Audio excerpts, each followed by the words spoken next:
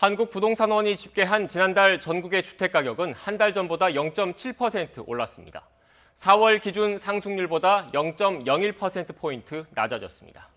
하지만 서울의 집값 오름세는 더 가팔라졌습니다. 지난달 기준 0.4% 상승해 4월보다 그 폭이 0.05%포인트 확대됐습니다.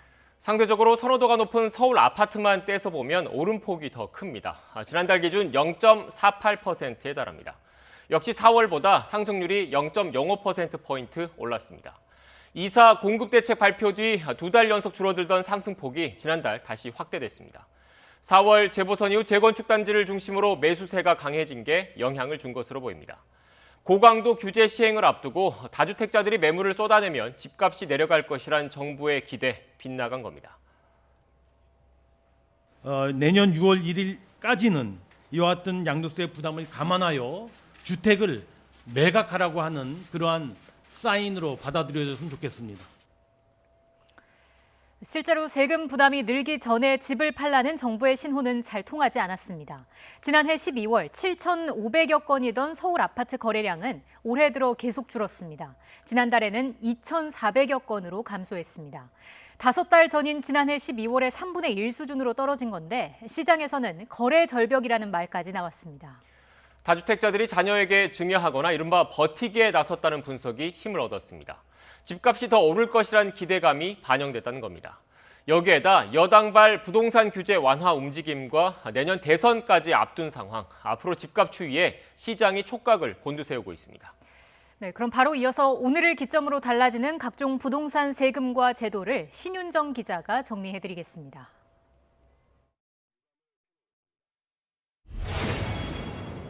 오늘부터 다주택자가 집을 팔 때 적용되는 양도세 최고 세율이 75%로 뜁니다.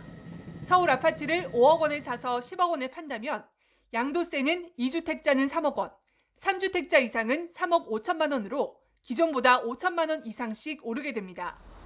다주택자가 아니라도 주택 보유 기간이 짧다면 양도 차익 대부분을 세금으로 내야 합니다. 집이 1억 오른다 해도 1년 안에 팔면 양도세로 7,500만 원을 내야 하기 때문에 다른 거래세를 고려하면 사실상 남는 게 없습니다. 투기 수요를 차단하는 데 효과가 있지만 부동산 거래를 크게 위축시킬 거란 우려도 나옵니다. 6월 1일 이후에는 거래량이 급격하게 감소하는 거래 절벽과 매물 잠김 현상이 더 심해질 것으로 예상됩니다. 임대차 보호 3법의 마지막 조각인 전월세 신고제가 오늘부터 시행돼 전세와 월세를 계약하면 한 달 안에 신고해야 합니다. 전월세 거래 정보가 투명하게 공개되고 확정일자가 자동으로 부여돼 세입자 보호가 한층 강화될 것으로 보입니다.